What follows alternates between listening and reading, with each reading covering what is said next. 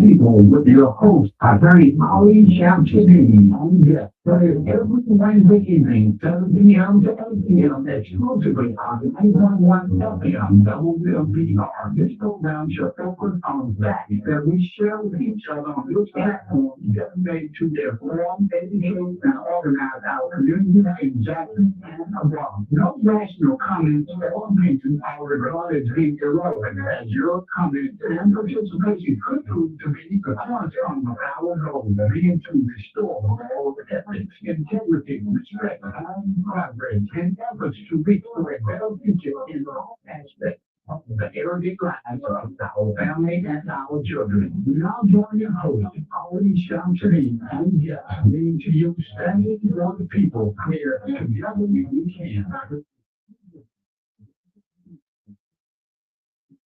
Good evening. Good evening. It's Wednesday night, 7 p.m. I'm Ali Shamsuddin, and this is Standing for the People. As I say, each night that we're here, this program is brought to you by the people. That is, people who got together and decided that we need a program again like we used to have when I was on the air with Mr. Tisdale, the late publisher of the Jackson Advocate newspaper, one of the oldest and the largest newspaper in this is African American owned and published newspaper in the state. So here we are. As I say, this is a call-in show, and again, we're going to be dealing with our history as African Americans here in America, and we're going to try to make it such that you can call in.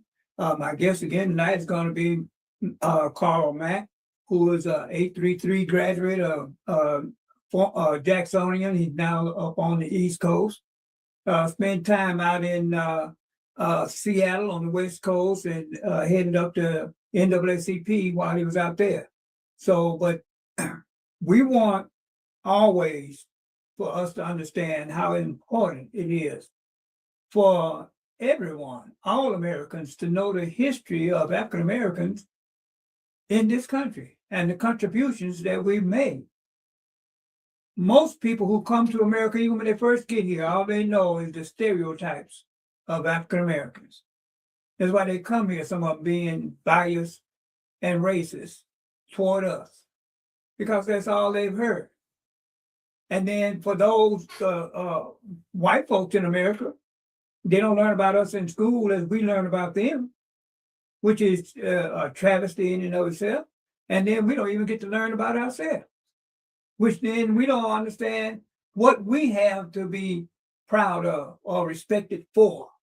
As I say, if people don't know what to respect you for, how do you expect to get respect from them? So we're going to continue with this. This is African American History Month, but this should be throughout the year, as those of us who have any amount of consciousness would understand. I had the pleasure of meeting one of the counselors, and then he was a principal over at Rowan, but he was a counselor at Lanier, and a former city council member, Charles Tillman. We had a chance to talk a little bit, but I was really glad to see him. He's a historical figure here in Jackson.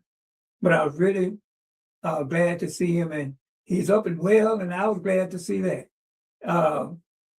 Some people, they just bring joy to you, just good to know. And when you see them up and around, you can feel good that they're still doing well. I always do a shout out to my friend, Constable John Brown, the longest elected official in Mississippi, the longest elected constable in America, Constable John Brown. And my friend over there at the Chancery Court, Marcus Wells, who's in line to be promoted, and we're all wishing him well. If anybody deserves it, he deserves it. So I had to do that before we get into our show tonight. But I want to encourage you. You're going to hear from Brother Mack in a minute. And if you have any response, you want to ask him a question, or you want to do a little something out there that you know of African American history, feel free to do that. 601-948-5950. Brother Mack, if you're there, can you hear me? I got you, brother. I'll leave it to you. Okay, brother. It's good to have you back again. Look, just for the sake of those who missed you last week, give us a little update on your history here, coming out of Jackson, and then up to this point, and let's go and get into our subject tonight. Well, I was born in Jackson, and went to all the schools there. And since you brought up Charles Tillman, and I apologize, Mr. Tillman, for even calling you by your first name. I know him as Principal Tillman. It was just an absolute, incredibly motivating individual. And just a little history on Principal Tillman. A lot of kids on the Lanier side of the tracks going down Mill Street had to cross those tracks to get to Rowan and back from Rowan. It was very dangerous, and some of my classmates lost body parts. One sister died, and I remember when Principal Tillman went down to the city council, which was then predominantly white, to request that they put a catwalk over there so that Black children can cross those tracks safely to and from. And I remember the response coming back to him, well, we'll give it stronger consideration if one more child gets hurt. And Principal Tillman just absolutely lost it, and lost it from a point of his fire stoked. He galvanized the community. A lot of pressure was put, and that's how that catwalk got put up there. That to this day bears his name, Charles H. Tillman. But was just an absolutely motivated figure. Could walk in and knew. It was like he knew every child, each one of us by our names, and He'd stop to talk to you and just made you feel like you were brilliant. So I'll forever be indebted to his leadership, and that we can say that a lot about teachers, but it's rare that we can say it about a principal. But Mr. Tillman was certainly that quality of individual. So anyway, I graduated from Rowan and went to Lanier, graduated in 1980, class of 80, went up to Mississippi State, got a mechanical engineering degree, went west, lived in Seattle for 18 years. And as you say, I served as president of the Seattle King County branch of the NAACP, where we were presented to Class 1A Thalheimer as the best branch in the association. From there in 2005, I got the honor of being the fourth executive director of the National Society of Black Engineers, which is the largest repository of Black engineers in the world. And it's located here in Alexandria, Virginia. So that's how I relocated from the West Coast to the East Coast and served in that position up until 2013. And I retired at that point. And so I've been living in Maryland ever since then, raising my two boys. And so my youngest son now is an aeronautical. His mama is a chemical engineer, graduate from FAMU. I'm a mechanical engineer from Mississippi State, obviously. And my son is pursuing an aeronautical engineering degree at Embry-Riddle. So he's down in Daytona, Florida, which is where his mama's from. So that's what I've been doing. And in my retirement, I spent a lot of time researching and studying Black history in between rounds of golf. So that's what I've been doing. Okay, brother. And you've shown in the last 2 weeks on this show here that you have a very extensive knowledge of Black accomplishments here in America. And, some of us have a, vague idea, I would say, of some of the things some of the historical Black figures we've heard of through the years. But a lot of us don't know of those Black minds, those Black individuals who were successful investors, who were successful inventors, or people who have made it possible for us to have better lifestyle here today. So if you would, again, name some of the people who just come to mind, who some of the things we use every day that we didn't know an African American may have had anything to do with. Right now, if you sit in front of the TV, you want to watch a video, you want to go video on man, you can think of by the name of Lenny Smoot for that. And he's the most accomplished engineer in AT&T and Bell Laboratories, and he went over to Disney. So, and at Disney, while being there, he has acquired over 100 patents. So he's the most accomplished engineer in the history of Disney. But he was the brother that invented video on demand. I think one of the things I talked about last time was, when we use Zoom meetings or Skype or Microsoft Teams, any of that, WhatsApp, we use any of those applications. That was the brainchild of a Black woman by the name of Marion Croak. And Sister Croak is along with Dr. Patricia Bath, and she was responsible for what we now know as cataract laser eye surgery. And those two Black women became the first Black women to be inducted into the National Inventors Hall of Fame. So those are some of the things that, and we got a brother, I'm thinking of his name now, Jesse, I'm having a moment, but let me get it. You mentioned last week, if I can just throw this in here, a sister who was the first female, I think you said, to do an open heart surgery. You recall her? Yeah. That's a sister by the name of Myra Logan. And what we have to remember is that at the time she did her successful open heart surgery, I believe that there were only 8, it was either 8 or 9 other successful open heart surgery done, all by men. And we have to remember that the first successful open heart surgery was Daniel Hale Williams. So she was the first woman to perform a successful open heart surgery. And so the brother I was thinking of when I was thinking about these inventions, things that we use today, is a brother by the name of Jesse Eugene Russell. And so his name is on the patent for the cell phone tower. Now, I don't want anybody to go out there and say a black man invented the cell phone tower.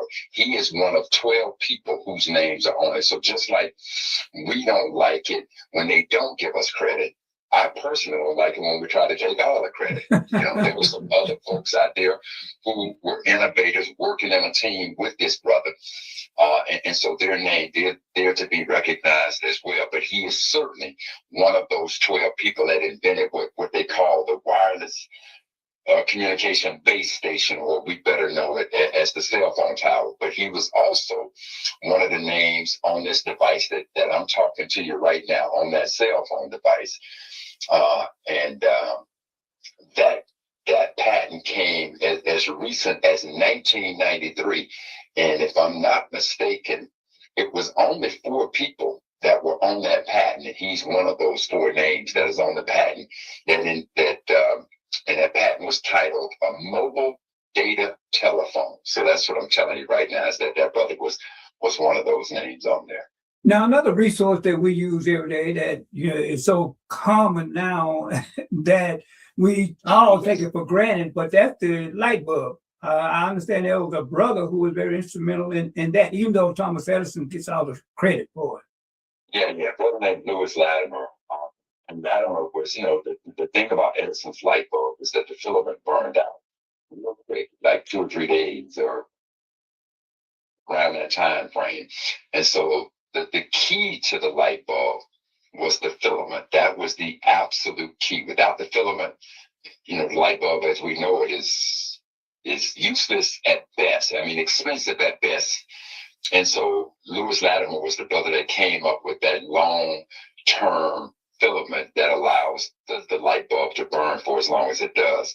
But I thought that you were going to say this another device that we use daily, most of us use daily, and that's the GPS. And we have to give credit for that to a sister by the name of Gladys West. So there's tons and tons of things that Black folks have been in the, certainly in the forefront of doing.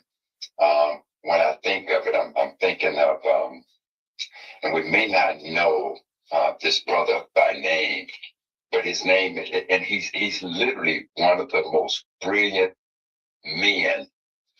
I'm not saying one of the most brilliant Black men. I'm saying that this brother is just one of the most brilliant men I've ever researched. And I just, Brother Ali, if you don't mind, I just want to read you the little write-up that I did on this brother. And his name is Cato Thomas Lutheran. And he was born on January 15, 1959 in Philadelphia, Pennsylvania. He graduated from Central High School. Now, the thing I want to tell you about Central High School is it's one of the oldest high schools in America that literally can give you a college degree when you go to Central High School. So you don't just go there. You better be real serious if you get invited to come to Central High School. But anyway, he graduated with a Bachelor of Science in Chemical Engineering from Princeton University. He got his MD, magna cum laude, from Harvard Medical School, and he got a PhD in biomedical engineering and biotechnology from Massachusetts Institute of Technology, or MIT. And he became the founder of a field known as regenerative engineering. And by definition, what this is a field of medicine and engineering that combines tissue engineering with material science and stem cell biology. So, for example, let's say you got a torn muscle in your arm. Through biomedical engineering, they could use this biomedical engineering and regenerative engineering to encourage stem cell growth to replace the damaged part of your muscle based on your anatomy and your biology. And as a result of this brother's brilliance and his innovation, he is the first surgeon ever to be elected to 4 of the most respected academics in science. He's a member of the National Academy of Engineering, incredible honor. He's a member of the National Academy of Medicine, phenomenal honor. He's a member of the National Academy of Sciences and fellow of the National Academy of Inventors. I don't know of anybody else with the kind of pedigree and brilliance of this particular black man. And he's doing it in a field that is on the horizon of medicine, and that is the field of regenerative engineering. Just an absolutely incredible brother. And I happened to be on a Zoom call with him about 3 weeks ago, because I'm on this advisory board where they're trying to build a museum to honor Black inventors, and he's on the board for this project. And so here we are on a Zoom call, and Dr. Lutheran comes on, and I almost faint. Luckily, nobody is just paying attention to me, but I'm just in awe that here's this incredible engineer and surgeon that I've had a chance to research, and now here he is on a call with me. It was absolutely amazing. Fantastic. So, we got a call here. I want to see if this person has a question for you, Brother Matt. Sure. Go ahead, caller, you on there. Yeah, I just want to know if Brother Matt can to Richard Mack, John Mack off the North End. Did you hear that, Brother Matt? I didn't quite hear it. There was somebody dead, but Richard Mack or John Mack? Yeah, that's it. That's what we said. Are you kin to that person? Richard Mack is my uncle. He's my daddy's brother, and my daddy is indeed John Mack. So yeah, those are my. Did you get your answer, Carl? Yes. Appreciate your call, Carl. There you go, brother. Somebody hit you up already. You know, we talked a little bit about it, and there was some misinformation I had about Dr. Charles Drew and how he died. But for those who don't know, Dr. Charles Drew was a physician. And can you tell us what his impact on the medical field? So, most of us would know the name Drew because, and when we know about Dr. Drew, the title that history has bestowed upon this brother is the father of the blood bank, because he was a blood plasma researcher. He was born in D.C., and while pursuing his Doctor of Science degree at Columbia University, it was during this time that he really established himself world-renowned as an expert on blood plasma, and that is blood minus the red blood cells. And because his reputation was world-renowned, the British government requested his leadership, and he was the one that set up the British government's the first blood bank ever in England. He got appointed director of the American Red Cross, especially during World War II. But he later resigned that position because of racism. Here you got idiots, racist idiots, who don't know what this brother knows. They don't have his medical pedigree. They don't know what he knows. And now, because of racism, they're saying, well, I don't want blood from Black folks to be mixed with blood from white folks. And this brother's like, look, if you got the same type blood as a Black person and you need blood, that blood is going to save your life. That blood don't care nothing about what color your skin color, as long as you got the same type. But because they had that level of racism and they wouldn't listen to an expert, but that's the way racism is. Racism is steeped in stupidity. Mm-hmm. And so the brother just ultimately said, you know what, man, y'all go on with that and y'all can have this. And he just raised up on them. But in 1944, the NAACP bestowed upon Dr. Charles Drew one of its highest honors, and that's an honor. So if you ever hear that a person won the NAACP Spingarn Medal, that's when you know a person has been honored tremendously by the NAACP. And he went on to serve as chief surgeon of the Freedmen's Hospital, and that's the Freedmen's Hospital is a hospital that was born out of the Freedmen's Bureau after the Civil War to provide medical health for the our newly freed ancestors. And so on April 1st, 1950, he was involved in an automobile accident, and he died as a result of the injuries. He did not die, as the myth goes, because they refused him blood That's not the case at all. And so I was literally given a lecture at the University of Washington probably 3 years ago. And in the audience was his great nephew. And he was pursuing a doctorate degree. And he stood up, and he, along with his mom, stood up and verified that no, because I knew that he hadn't died from the lack of a blood transfusion. Mhm. But to those in the audience versus me saying it, I just literally asked his great nephew and his mama the question, how did Dr. Charles Drew die as a result of that? And they both confirmed that no, that is a myth. That is not how he died as a result of them refusing him blood. Okay, this is a call in. You can call in and ask Brother Mac. Maybe you have some information for us, but if you have a question for Brother Mac on African American history, let's put it out there and see where we go with that. But what comes to mind for me, does anybody come to your mind as a Black investor that maybe we don't know about that is out there doing great things?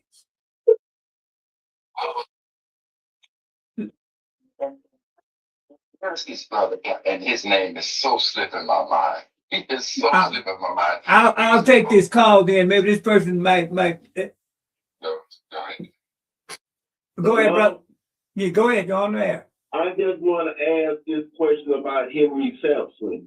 He went to Lanier High School, and about the cell phone. They said he was one of the ones that invented the cell phone. And because and a lot of people don't know that, and you gave a lot of good history about our people because they don't want you to know a lot of this stuff. Yeah, and I appreciate. And I think you're very appreciated. Thank you. Thanks for your call, brother. Appreciate it. Did you hear that, Brother Matt? No. So if you could, you said a brother by the name of Sampson who's connected with the cell phone. And I think he said he came out of Lanier. He did. So the brother he's talking about, Brother Sampson, actually became the first African American to get a PhD in nuclear engineering, if you can get that. And that was in 1967. So I think I was 5 years old when his name is Henry Thompson Sampson Jr. So he's the first Black ever to get a PhD out of nuclear engineering. And he graduated from Lanier in 1951. Now, there is talk that he was the brother that invented the cell phone. So I literally went deep because I remember reading about that. And all I can tell you, my brother, is that Henry Sampson was not. He did nothing related that would put his name on that patent as an inventor of the cell phone. I know I've heard, like yourself, I've heard the myth. And so right now, I'm literally going to type this in, and I'm going to just do a quick search on it now. Let's take this call. I got another call for you, brother. Sure. Go ahead, call. You're on there. Good evening. How you all? Doing good. Every time I eat peanut butter, I think about George Washington Carver, and it's the two that a Black woman invented Coca-Cola. Okay. What did you hear that, Brother Matt? Yeah. Look, I don't know about the Black woman inventing Coca-Cola. I do not know that, but I tell you what, I will certainly research that, and I'll come back to you next week and give you some insight on that. Give us a little more insight, in-depth information on George Washington Carver. Okay, but before I do that, let me finish up with the brother who gave the question about, did Dr. Henry T. Sampson invent the cell phone? And so I literally put that question in, and the answer comes back that Dr. Henry T. Sampson did not invent the handheld cellular phone. a common misconception. In 1971, he co-invented gamma electric cells, and that's a device designed to convert radiation into electricity. And he was a pioneer in nuclear engineering who held patents for rocket propulsion technology, not consumer technology, telecommunications. So I'm just saying to you that that's something. But again, when you go back to the cell phone, you go back to the name of Brother Jesse Russell, because that is a brother who, for sure, was one of the inventors of the cell phone. Now, our next one was George Washington Carver, right? Yes. Okay, now I think most of us know about the 300 plus products that he invented with the peanut, but I'll tell you what was most interesting to me about George Washington Carver. Because I heard, I think we all grew up hearing about that. But then here's something that I found in my research, and I'll just read it to you. Before meeting Carver in 1937, Henry Ford and everybody else for that matter not only painted their cars black or white, but Carver presented Ford with the binder paint technology to paint his cars in a variety of colors. So every time you see a fancy car color, make that any car color. Now you know that was made possible by Dr. George Washington Carver. So that same guy, that all we know about it is what he did with the peanuts and that type of thing. All these issues. What we need to know is that people had invented different color paint. So that's not what he did. But when you tried to make that paint stick to car metal, that's where it became a problem, because the paint would not bind in that color. It would not bind to the metal. And he was the one that came up with the technology to bind different colors of paint outside of black and white to car metal. And he ended up giving that technology or using that technology with Henry Ford. So every time you see a different car color, I need you to be thinking about George Washington Carver. That was the brother who made that happen. That's one of those more interesting things. And then he too, in 1923, he was presented the NAACP spin guard medal. And again, we're talking about inventors that maybe people may not have heard of and who had a big influence on them.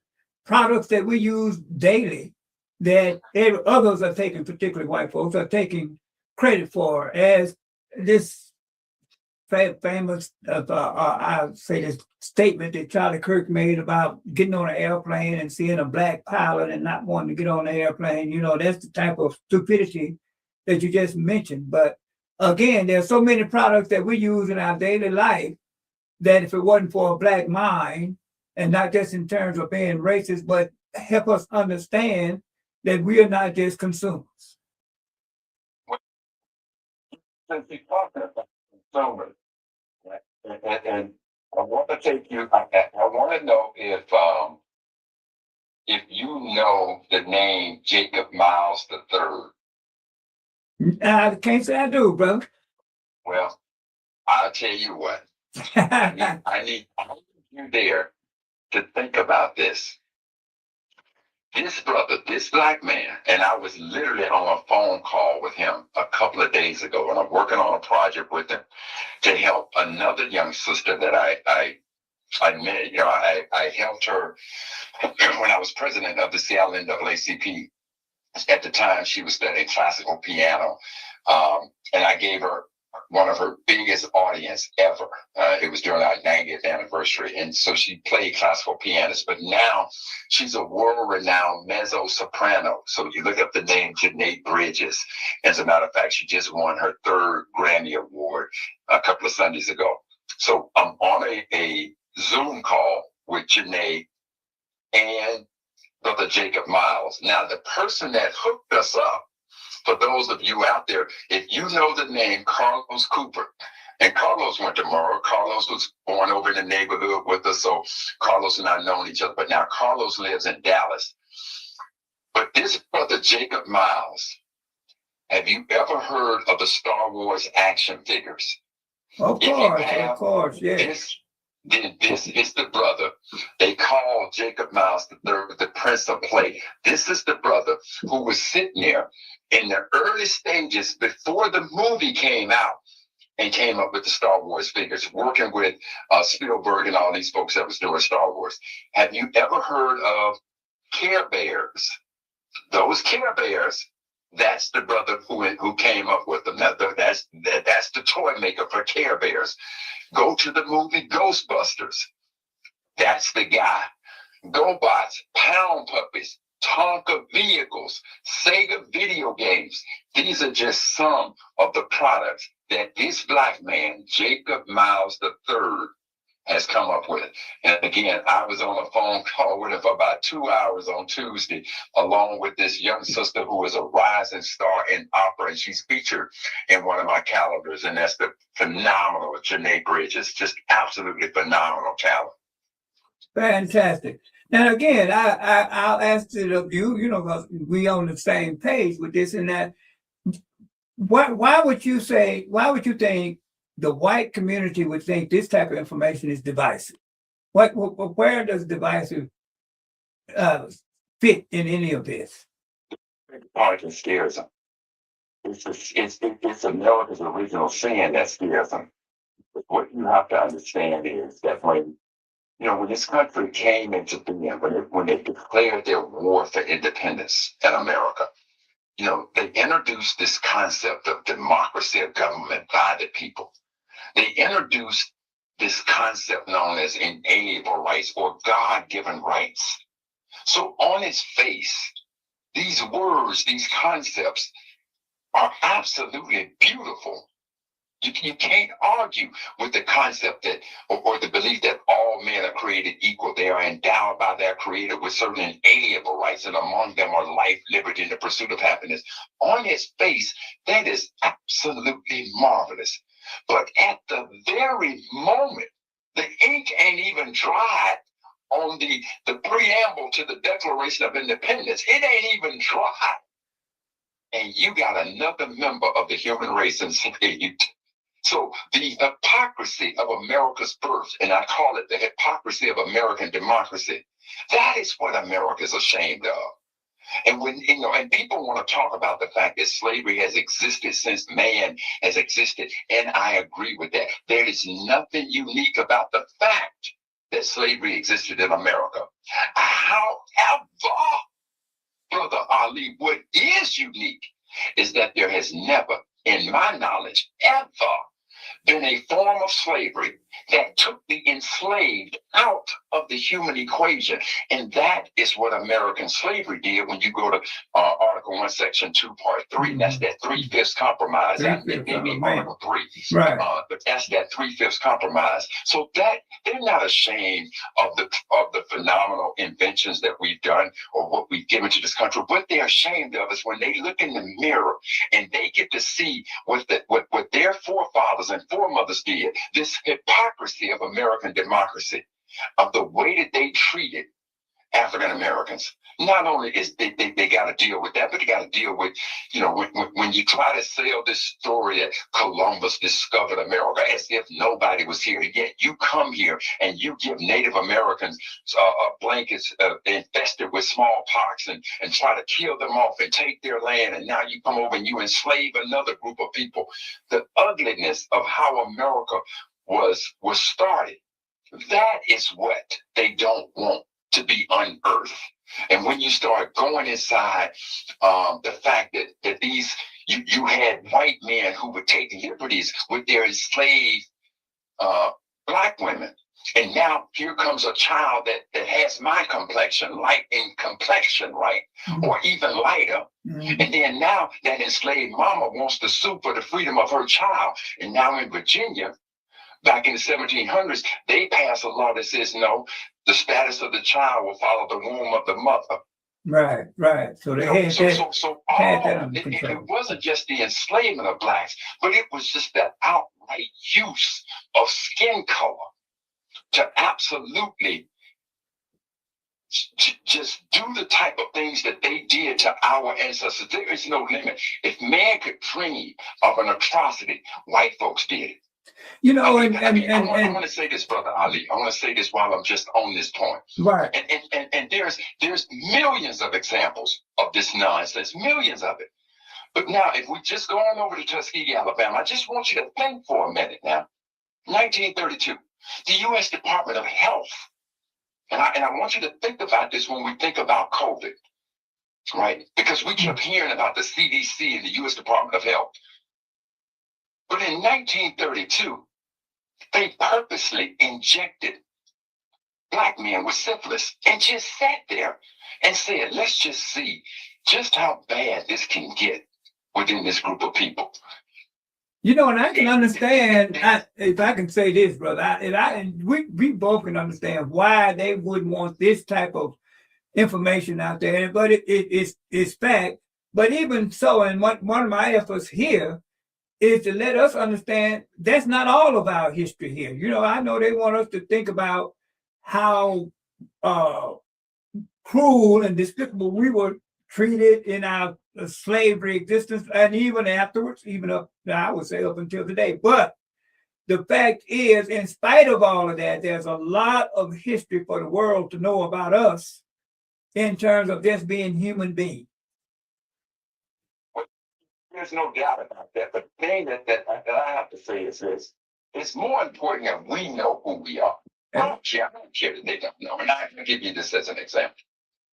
You know, again, I made the statement that, you know, I've gone into these lectures, and believe me, I've gone into the lectures in the general, and I got a very good friend out of General Garvia Hill, just a phenomenal sister, who I've teamed up with, and she leads me in the battle all the time. She is an absolutely beautiful sister, and we fought this battle to keep the name Black History Month, to keep the legacy of Dr. Carter G. Woodson going when there were Black folks in Charles County that wanted to change the name to African American Heritage Month. You know, for no other reason. They didn't even know who Dr. Woodson was, and they stamping on his legacy like that. But the general led us in the battle, and we ended up winning that, right?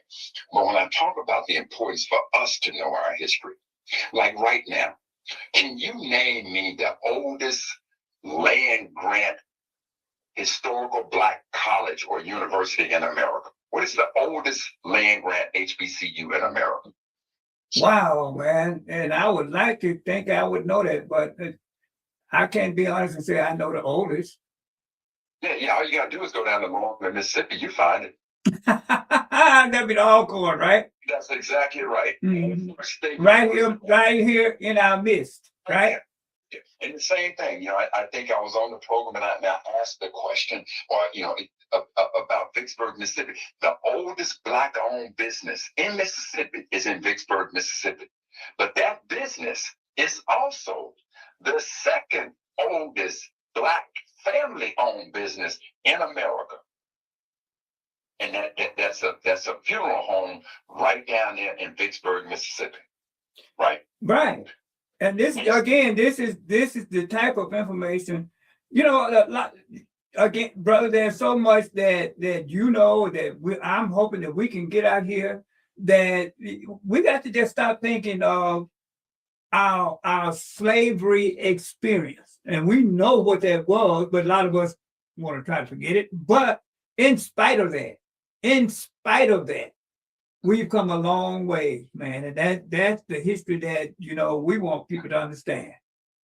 Well, and let me say that when we talk about what we've done, even if we go inside if we go inside classical music, right? Mm-hmm. You know, one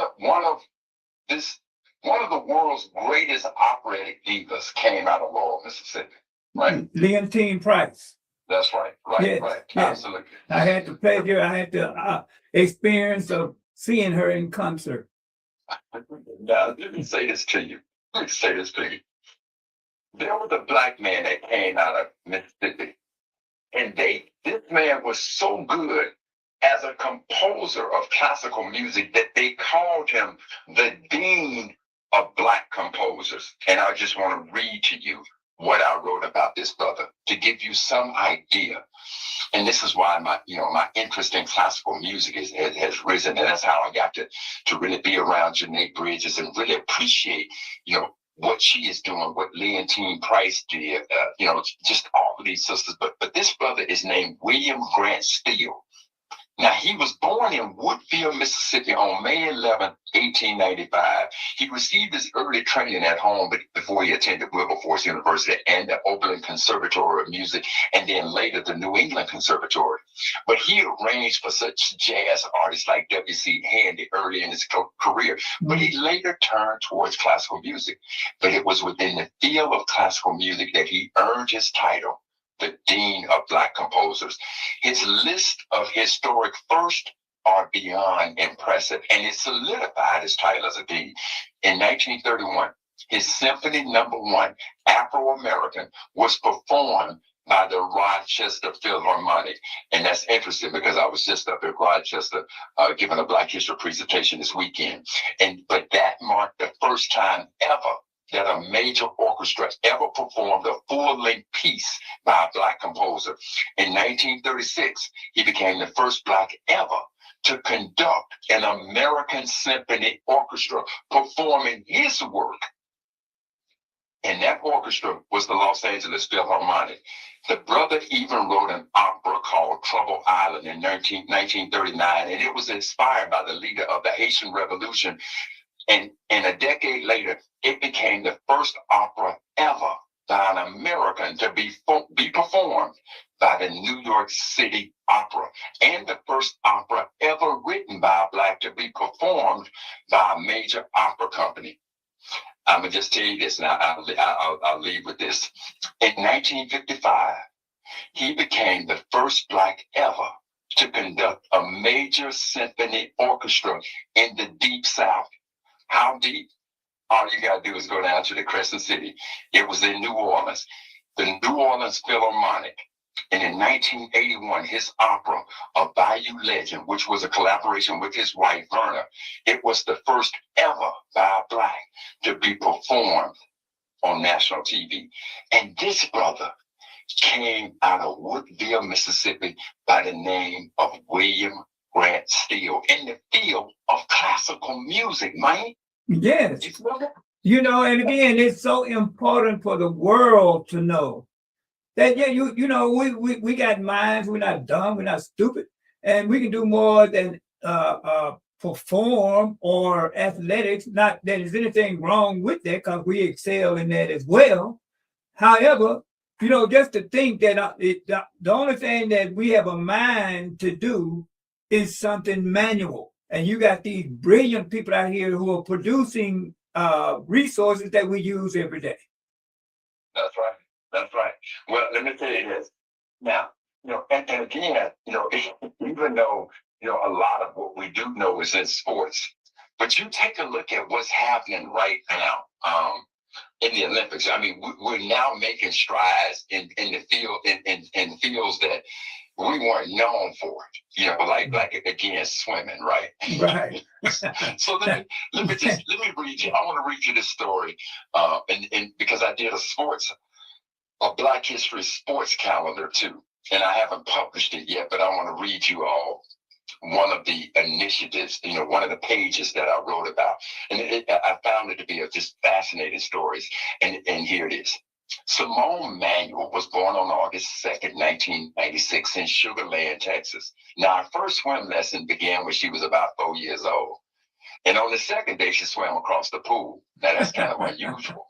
But on March 21st, 2015, at the NCAA Division I Swimming Championships, she was representing Stanford University. She finished first in the 100-yard freestyle. Her teammate, another Black woman named Leah Neal, finished second.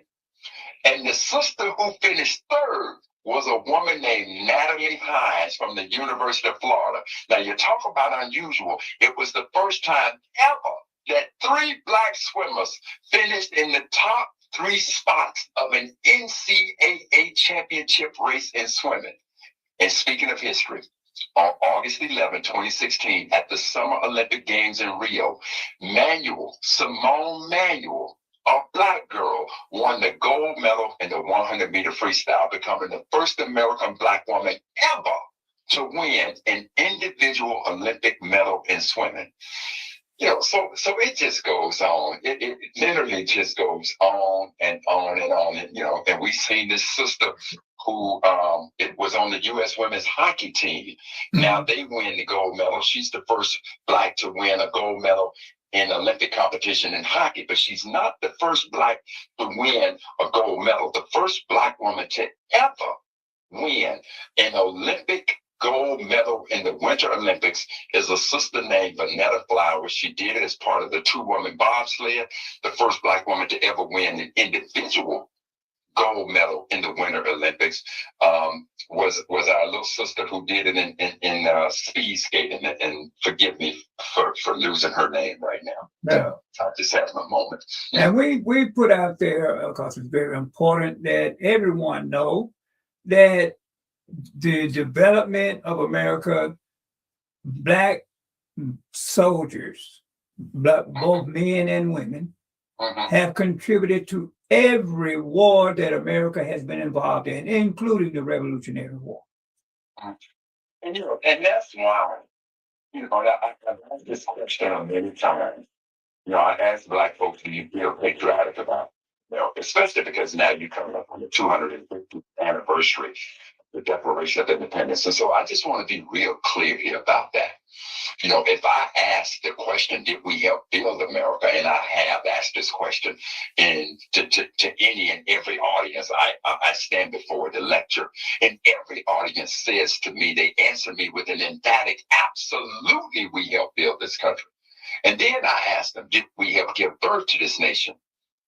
And I swear to you, you can hear a mouse piss on cotton. And they look at me like they're so confused. See, history helps you to think critically, and it helps you to claim what is yours.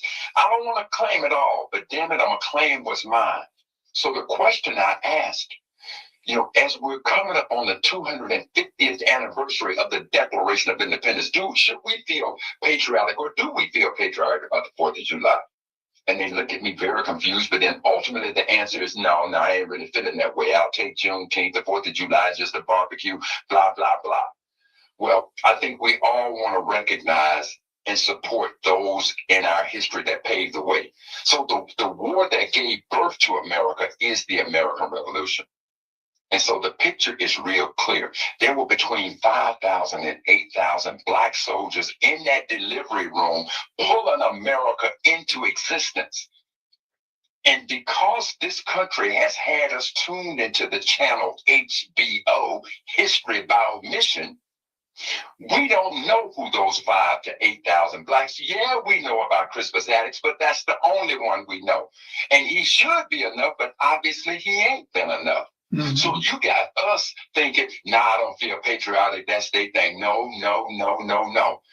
James Forden, Salem Poor, Peter Salem, Lamune Hayes, Marcus D. Lafayette, all of these blacks, there's somewhere 5,000 to 8,000 blacks that fought for America, that helped her to become this nation. They gave us our birthright to this. If anybody ought to feel patriotic about the 4th of July, about the 250th anniversary coming up, it ought to be us.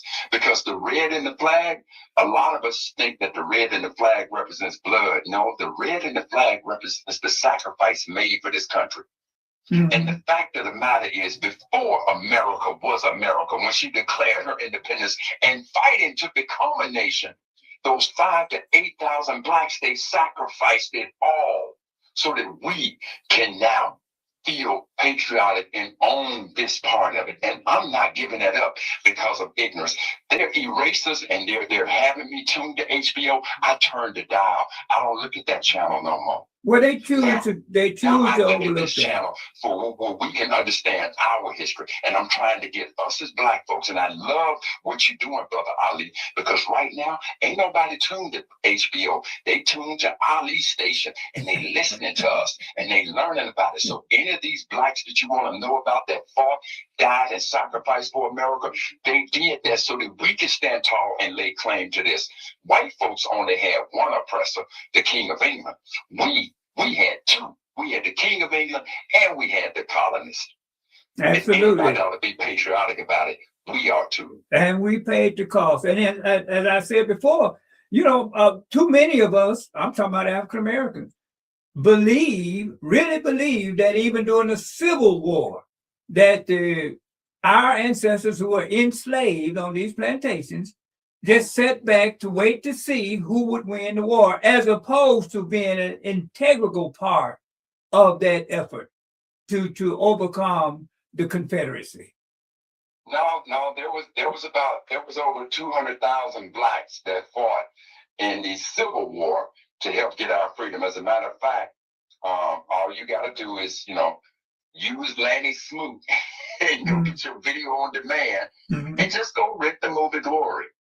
They stretch some things in there. There's some things in there, maybe a couple of things in there that I really don't, that kind of take issue with. But when you take a look at the movie Glory, you're going to see the formation of the 54th Massachusetts Negro Regiment, which was the first all-black regiment officially formed to fight in the Civil War. And most of the time, they want to make you believe that a lot of the blacks who fought in that particular regiment were formerly enslaved blacks. No, a lot of them brothers were very college-educated blacks that from Oberlin and the likes that came and signed up to help fight for our freedom. As a matter of fact, one of Frederick Douglass's sons fought in the Civil War. So there were a lot of blacks who fought in the Civil War to help us get our freedom. No, we didn't sit back and in a last-ditch effort to try to get blacks to fight, and I doubt they got more than 100 blacks to fight. But Jefferson Davis and the Confederacy signed a law talking about slave owners had the right to have our enslaved ancestors to fight to remain enslaved. Right. And to fight for white supremacy.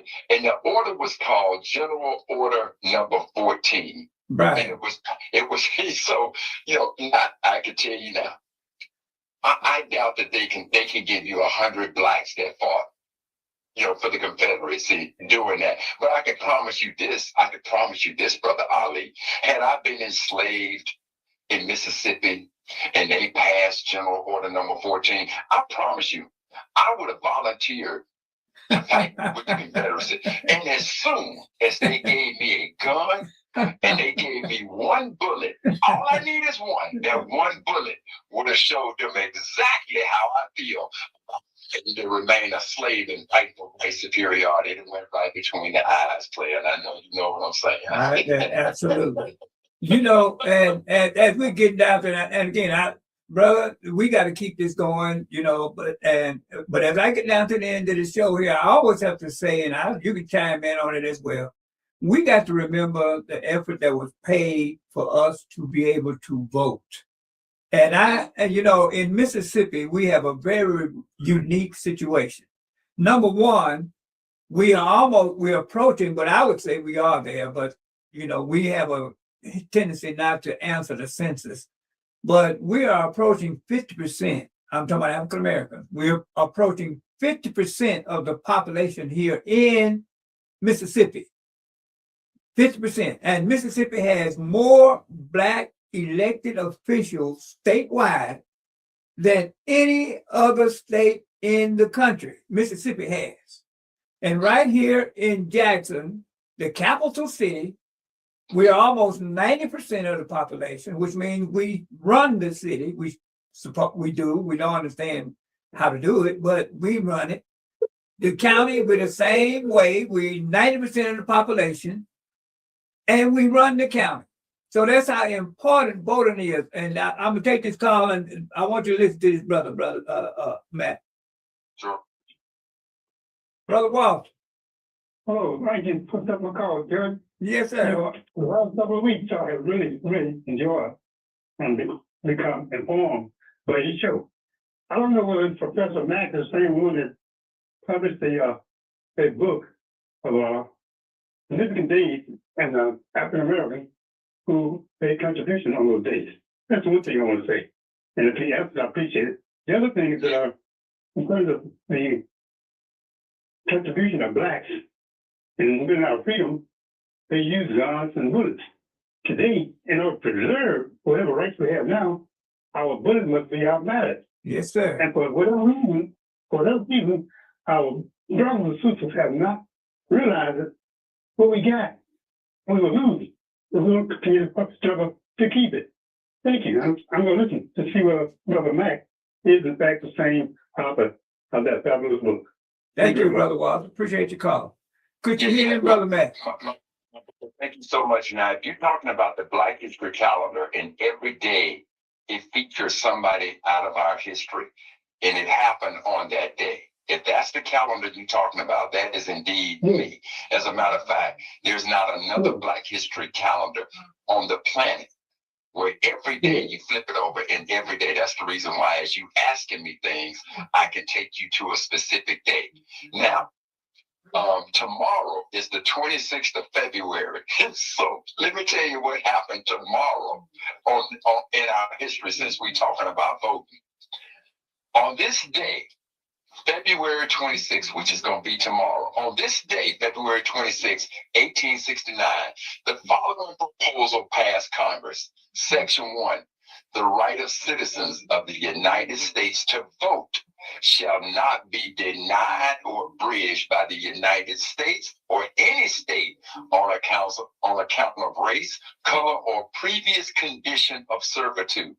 In effect, family, on February 26th, again, which is tomorrow, 1869, the 15th Amendment was ratified or pushed up, approved by Congress. It was ratified in 1870, but on February 3rd, 1870 is when it was ratified. And the 15th Amendment is what gave Black men the right to vote.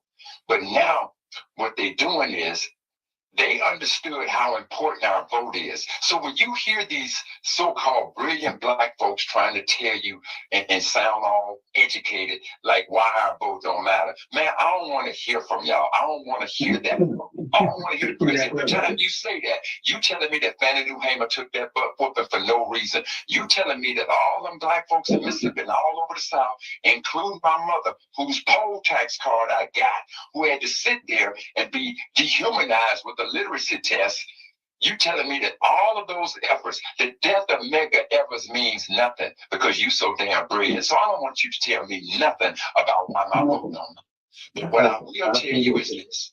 We fear When the Voting Rights Act of 1965 was passed, the impact was immediate.